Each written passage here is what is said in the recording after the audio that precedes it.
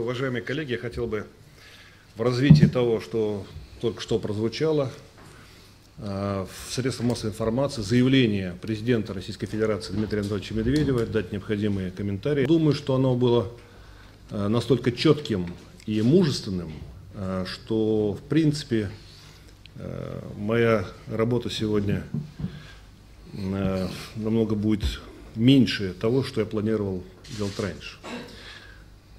Если вы обратили внимание, Дмитрий Анатольевич Медведев в самом начале своего заявления дал свою оценку истории вопроса. Речь шла и о реакции Российской Федерации на так называемый план создания третьего позиционного района противоракетной обороны США, когда при Джордже Буше-младшем реализовывались почти уже не только на бумаге, но уже и на уровне котлована планы по размещению стратегического радара в Чехии и базы стратегических ракет-перехватчиков в Польше. Затем появился новый, так называемый фазовый адаптивный подход по противоракетной обороне США, который был озвучен и разработан под руководством президента Барака Обамы. В принципе, мы приветствовали этот план, потому что речь шла об отказе от размещения, как раньше планировалось при Буше, стратегических ракет-перехватчиков именно на северо-западе наших границ. Однако по ходу реализации обамовского плана стали возникать у нас ощущение того, что есть некое расхождение между заявленными целями, суть которых сводилась к возможности перехвата в будущем ограниченных ракетных пусков, ракет малой и средней дальности с юга Европы. Мы стали видеть, что реализуется совершенно иной план. На первой и второй фазе этого плана речь шла о создании базы ракет-перехватчиков в Румынии, о договоренностях с Испанией о размещении в одном из портов этой страны флота США с системой противоракетного оружия на борту, система Иджес. И речь также шла о радаре в Турции. Такого рода соглашения были подписаны. Однако мы никак не могли понять, зачем нужна третья и четвертая фаза данного фазового адаптивного подхода. Суть третьей и четвертой фазы состоит в том, что в 2018 году в Польше должна быть открыта база ракет-перехватчиков противоракетной обороны США. К 2020 году она должна была быть оснащена ракетами более совершенными, более скоростными, более дальнобойными. Ракеты СМ-3 Блок-2, которые по своим тактико-техническим характеристикам обладают способностью поражать не только ракеты малой и средней дальности, но прежде всего стратегические межконтинентальные баллистические ракеты. В данном регионе, на севере Европы, такими ракетами обладает только одна страна – Российская Федерация. Поэтому было очевидно, что данный план был связан с созданием системы противодействия российским стратегическим ядерным силам. Он был связан с возможностью подрыва стратегического баланса между Россией и США, который держал мир в безопасности в течение всего послевоенного периода. Российское политическое руководство неоднократно делало заявление, что в случае, если мы не найдем разрешение данной ситуации, Россия будет вынуждена пойти на военно-технический ответ. Мы не можем себе позволить торговать безопасностью наших граждан.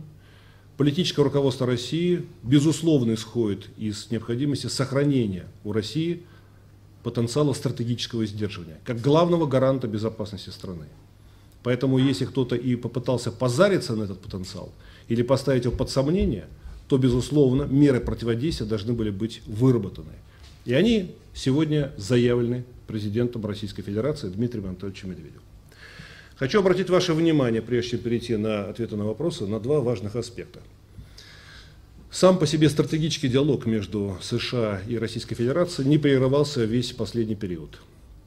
Он велся и по дипломатической линии, и по линии оборонных ведомств, а также по политической линии. В данном конкретном случае я, как специальный представитель президента по взаимодействию с НАТО в области противоракетной обороны и как руководитель межведомственной рабочей группы при администрации президента по взаимодействию с НАТО в области ПРО, по поручению президента России посетил примерно 1,5 десятка стран, членов НАТО, для разъяснения позиции России по данному вопросу.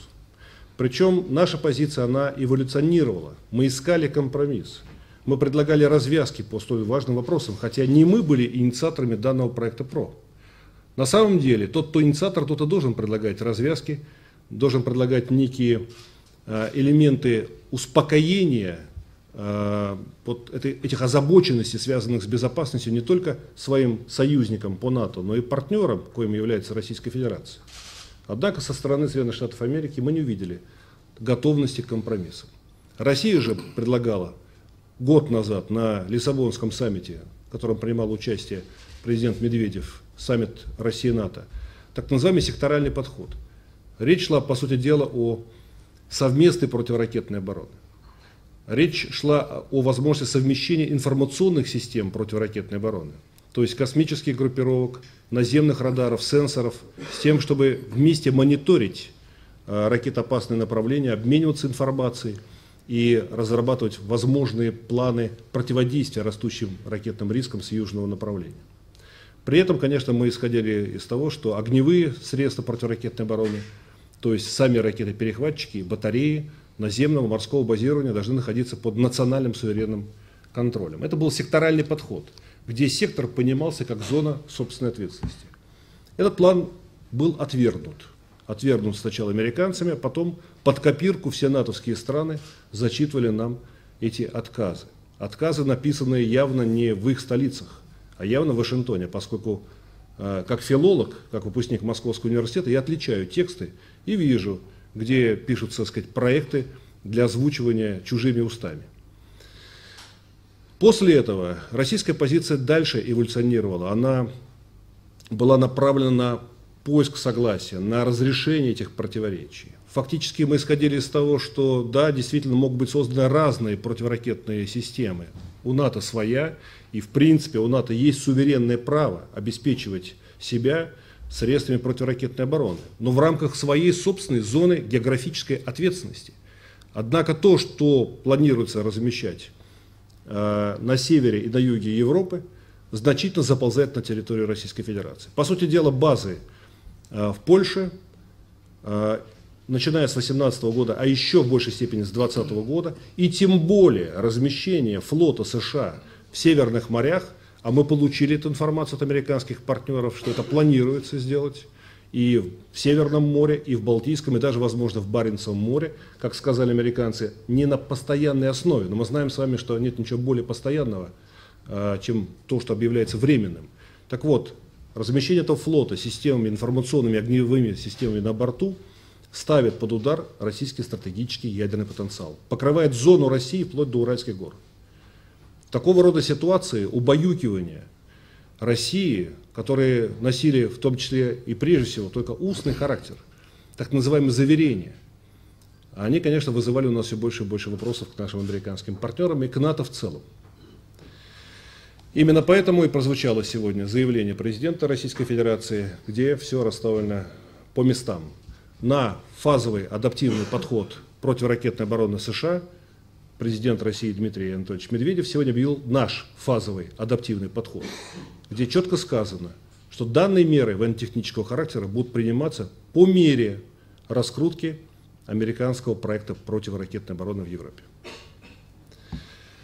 Что касается НАТО, мы вынуждены сегодня признать, что европейские союзники Соединенных Штатов Америки, по сути дела, плывут в фарватере США и не имеют собственного мнения по данному вопросу. Несмотря на то, что европейцы должны понимать, что они не будут иметь никакого доступа к научно-техническим достижениям, которые появятся у США, у Пентагона в рамках разработки данных проектов. Европейские страны выступают лишь как базы базирования, как места базирования элементов противоракетной обороны, при этом не обладая политической волей к тому, чтобы влиять на действия данной системы. Окончательная архитектура американской противоракетной обороны, а она американская, а вовсе не натовская, по большому счету. НАТО здесь только лишь как ширма, как зонтик для данной системы. Так вот, архитектура этой американской ПРО будет сформулирована в мае следующего года на саммите Североатлантического альянса, который состоится на территории США, в Чикаго.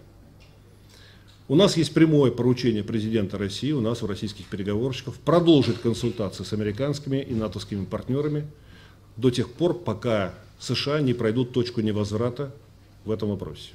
Точка невозврата – это и есть утверждение архитектуры ПРО. И если Россия окончательно убедится в том, что речь идет уже о размещении элементов ПРО в зоне, откуда, так сказать, происходит контроль российских стратегических ядерных сил, то тогда и наш фазовый адаптивный подход будет реализован в полной мере. Поэтому есть еще время для переговоров. И мы призываем наших американских коллег и натовских партнеров к тому, чтобы, не теряя времени, немедленно приступить к тому, чтобы все страны, которые в той или иной степени будут задействованы в рамках проекта противоракетной обороны, даже против собственной воли, получили необходимые не заверения, а юридически обязывающие гарантии, основанные на конкретных критериях, технических критериях противоракетной обороны. Сюда входит, в эти критерии, количество ракет-перехватчиков, места их дислокации, дальность, высота полета, скорость.